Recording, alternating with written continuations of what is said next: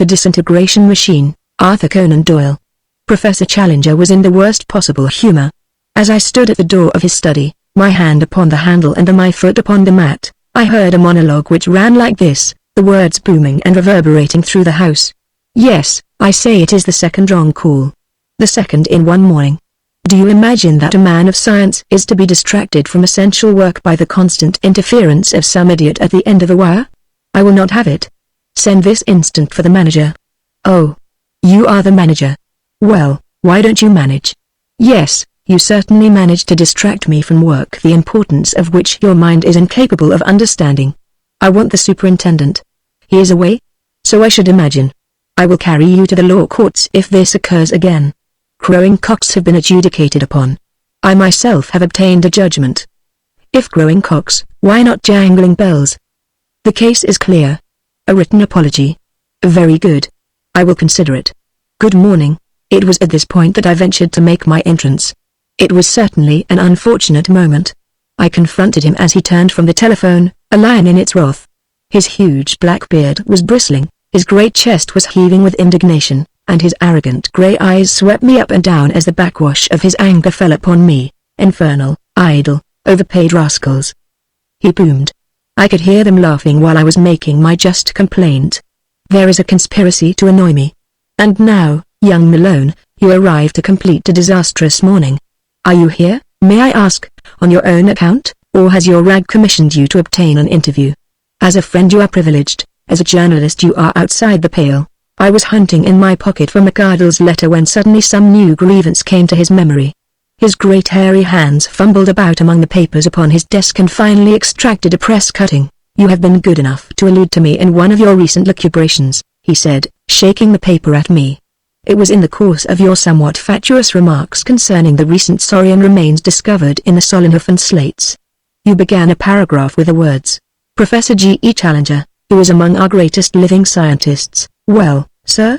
I asked, why these invidious qualifications and limitations? Perhaps you can mention who these other predominant scientific men may be to whom you impute equality, or possibly superiority to myself. It was badly worded. I should certainly have said, our greatest living scientist, I admitted. It was after all my own honest belief.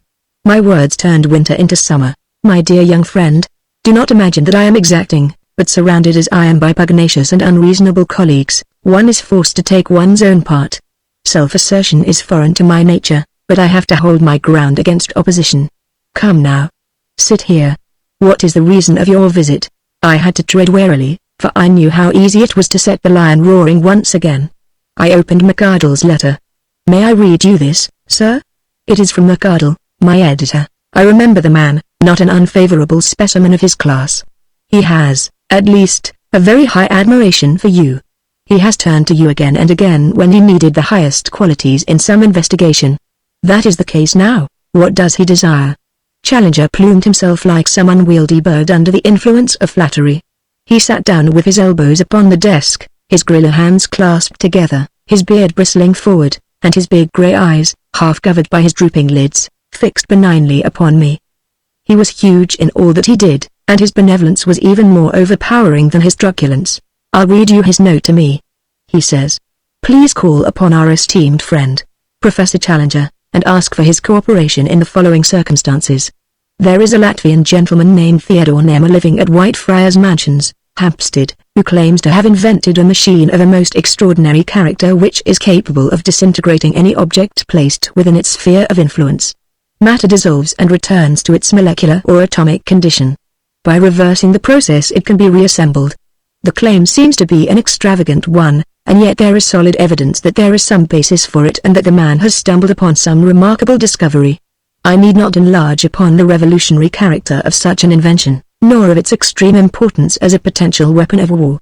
A force which could disintegrate a battleship, or turn a battalion, if it were only for a time, into a collection of atoms, would dominate the world. For social and for political reasons not an instant is to be lost in getting to the bottom of the affair. The man courts publicity as he is anxious to sell his invention, so that there is no difficulty in approaching him. The enclosed card will open his doors. What I desire is that you and Professor Challenger shall call upon him, inspect his invention, and write for the Gazette a considered report upon the value of the discovery. I expect to hear from you tonight. RMC Ardle. There are my instructions, Professor, I added, as I refolded the letter. I sincerely hope that you will come with me, for how can I, with my limited capacities, act alone in such a matter? True, alone. True, purred the great man. Though you are by no means destitute of natural intelligence, I agree with you that you would be somewhat overweighted in such a matter as you lay before me. These unutterable people upon the telephone have already ruined my morning's work, so that a little more can hardly matter. I am engaged in answering that Italian buffoon, Mazzotti, whose views upon the larval development of the tropical termites have excited my derision and contempt, but I can leave the complete exposure of the impostor until evening. Meanwhile, I am at your service. And thus it came about that on that October morning I found myself in the deep level tube with the professor speeding to the north of London in what proved to be one of the most singular experiences of my remarkable life. I had, before leaving in Moor Gardens, ascertained by the much-abused telephone that our man was at home, and had warned him of our coming. He lived in a comfortable flat in Hampstead, and he kept us waiting for quite half an hour in his anteroom whilst he carried on an animated conversation with a group of visitors, whose voices, as they finally bade farewell in the hall, showed that they were Russians. I caught a glimpse of them through the half-opened door, and had a passing impression of prosperous and intelligent men, with astrakhan collars to their coats, glistening top hats, and every appearance of that bourgeois well-being which the successful communist so readily assumes. The hall door closed behind them, and the next instant Theodore Nemmer entered our apartment. I can see him now as he stood with the sunlight full upon him, rubbing his long, thin hands together and surveying us with his broad smile and his cunning yellow eyes. He was a short, thick man, with some suggestion of deformity in his body, though it was difficult to say where that suggestion lay.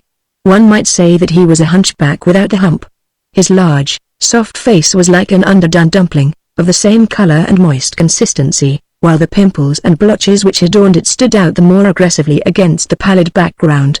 His eyes were those of a cat, and cat-like was the thin, long, bristling moustache above his loose, wet, slobbering mouth.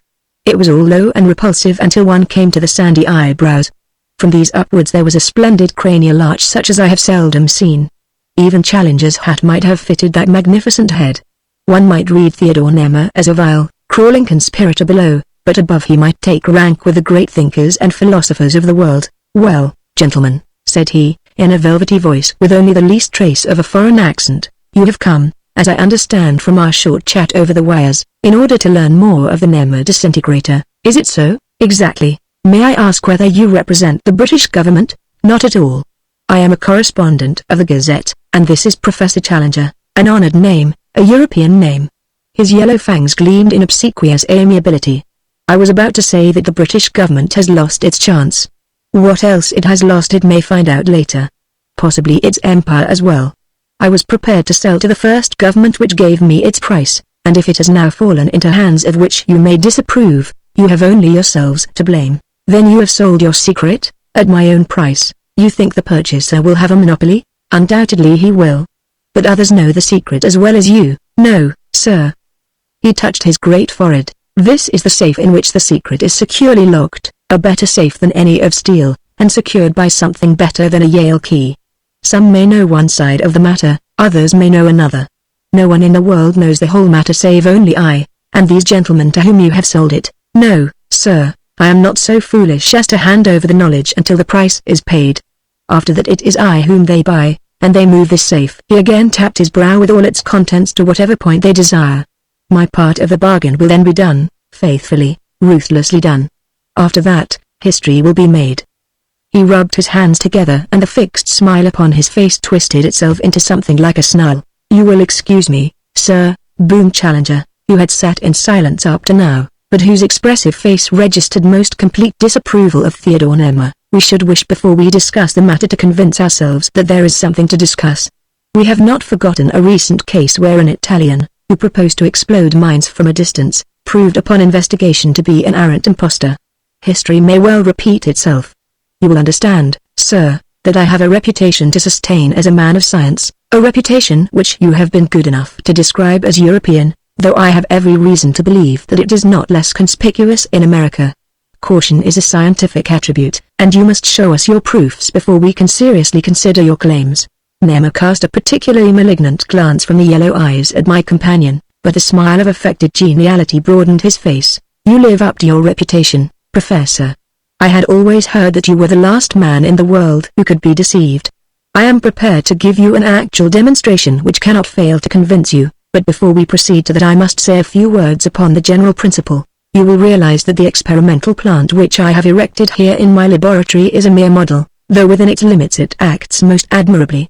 There would be no possible difficulty, for example, in disintegrating you and reassembling you, but it is not for such a purpose as that a great government is prepared to pay a price which runs into millions. My model is a mere scientific toy. It is only when the same force is invoked upon a large scale that enormous practical effects could be achieved. May we see this model? You will not only see it, Professor Challenger, but you will have the most conclusive demonstration possible upon your own person, if you have the courage to submit to it. If the lion began to roar. Your if, sir, is in the highest degree offensive. Well, well. I had no intention to dispute your courage. I will only say that I will give you an opportunity to demonstrate it. But I would first say a few words upon the underlying laws which govern the matter. When certain crystals, salt, for example, or sugar, are placed in water they dissolve and disappear. You would not know that they have ever been there. Then by evaporation or otherwise you lessen the amount of water, and lo! There are your crystals again, visible once more and the same as before. Can you conceive a process by which you, an organic being, are in the same way dissolved into the cosmos, and then by a subtle reversal of the conditions reassemble once more? The analogy is a false one, cried Challenger. Even if I make so monstrous an admission as that our molecules could be dispersed by some disrupting power, why should they reassemble in exactly the same order as before? The objection is an obvious one, and I can only answer that they do so reassemble down to the last atom of the structure. There is an invisible framework and every brick flies into its true place. You may smile, Professor, but your incredulity and your smile may soon be replaced by quite another emotion. Challenger shrugged his shoulders. I am quite ready to submit it to the test. There is another case which I would impress upon you, gentlemen, and which may help you to grasp the idea. You have heard both in Oriental magic and in Western occultism of the phenomenon of the apport when some object is suddenly brought from a distance and appears in a new place. How can such a thing be done save by the loosening of the molecules, their conveyance upon an etheric wave, and their reassembling, each exactly in its own place, drawn together by some irresistible law? That seems a fair analogy to that which is done by my machine. You cannot explain one incredible thing by quoting another incredible thing, said Challenger. I do not believe in your reports, Mr. Nema, and I do not believe in your machine. My time is valuable, and if we are to have any sort of demonstration I would beg you to proceed with it without further ceremony. Then you will be pleased to follow me, said the inventor. He led us down the stair of the flat and across a small garden which lay behind. There was a considerable outhouse, which he unlocked and re-entered. Inside was a large whitewashed room with innumerable copper wires hanging in festoons from the ceiling, and a huge magnet balanced upon a pedestal. In front of this was what looked like a prism of glass, 3 feet in length and about a foot in diameter. To the right of it was a chair which rested upon a platform of zinc, and which had a burnished copper cap suspended above it. Both the cap and the chair had heavy wires attached to them, and at the side was a sort of ratchet with numbered slots and a handle covered with indigo rubber which lay at present in the slot marked 0. Nema's disintegrator, said this strange man, waving his hand towards the machine. This is the model which is destined to be famous, as altering the balance of power among the nations. Who holds this rules the world.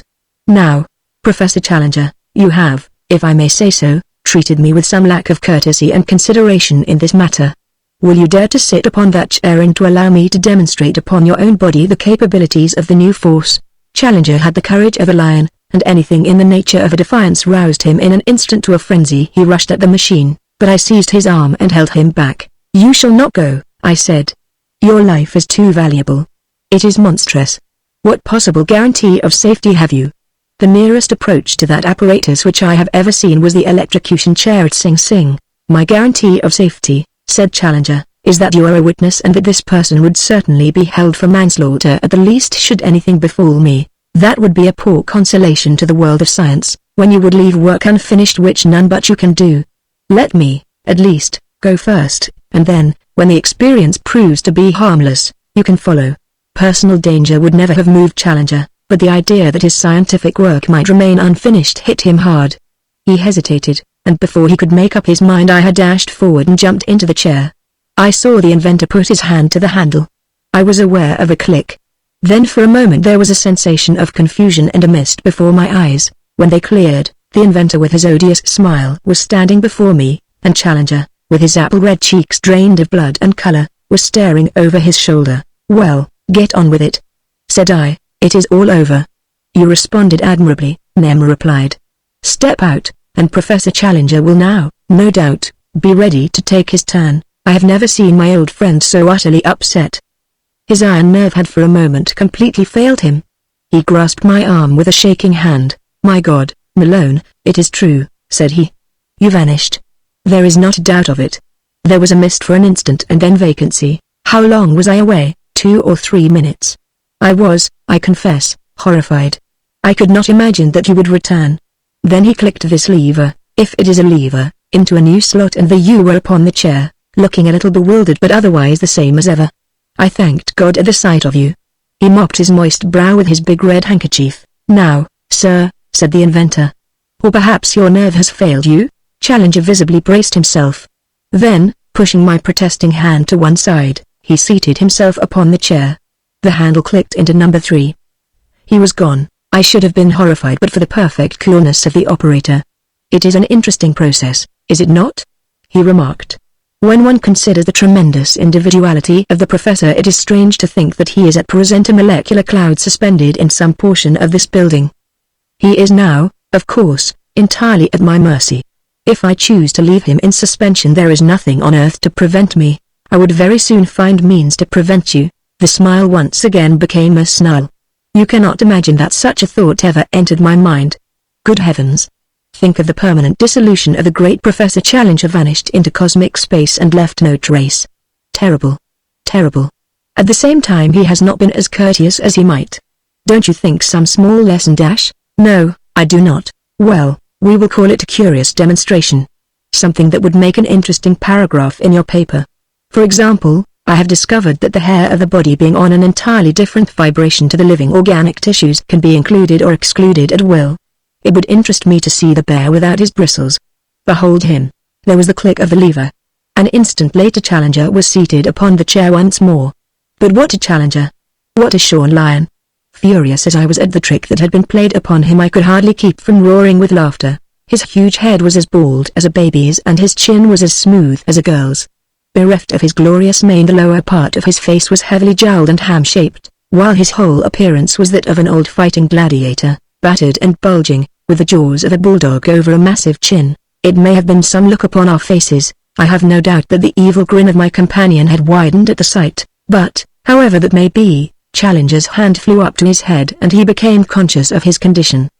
The next instant he had sprung out of his chair, seized the inventor by the throat, and had hurled him to the ground. Knowing Challenger's immense strength, I was convinced that the man would be killed. "For God's sake, be careful. If you kill him we can never get matters right again," I cried. That argument prevailed. Even in his maddest moments Challenger was always open to reason. He sprang up from the floor, dragging the trembling inventor with him. "I give you 5 minutes, he panted in his fury. "If in 5 minutes I am not as I was, I will choke the life out of your wretched little body." Challenger in a fury was not a safe person to argue with. The bravest man might shrink from him, and there were no signs that Mr. Nemmer was a particularly brave man. On the contrary, those blotches and warts upon his face had suddenly become much more conspicuous as the face behind them changed from the color of putty, which was normal, to that of a fish's belly. His limbs were shaking and he could hardly articulate. "Really, Professor," he babbled, with his hand to his throat, "this violence is quite unnecessary. Surely a harmless joke may pass among friends. It was my wish to demonstrate the powers of the machine. I had imagined that you wanted a full demonstration. No offense, I assure you." "Professor, none in the world." For answer Challenger climbed back into the chair. "You will keep your eye upon him, Malone. Do not permit any liberties." "I'll see to it, sir." "Now then, set that matter right or take the consequences." The terrified inventor approached his machine. The reuniting power was turned on to the full, and in an instant, there was the old lion with his tangled mane once more.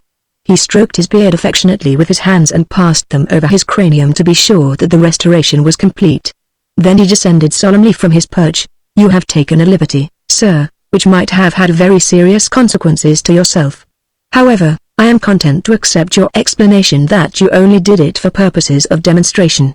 Now, May I ask you a few direct questions upon this remarkable power which you claim to have discovered? I am ready to answer anything save what the source of the power is. That is my secret. And do you seriously inform us that no one in the world knows this except yourself? No one has the least inkling. No assistants? No, sir. I work alone, dear me.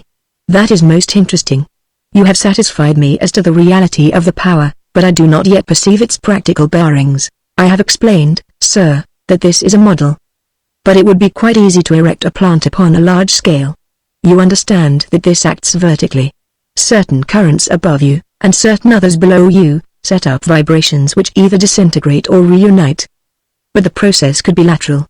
If it were so conducted it would have the same effect, and cover a space in proportion to the strength of the current. Give an example. We will suppose that one pole was in one small vessel and one in another. A battleship between them would simply vanish into molecules.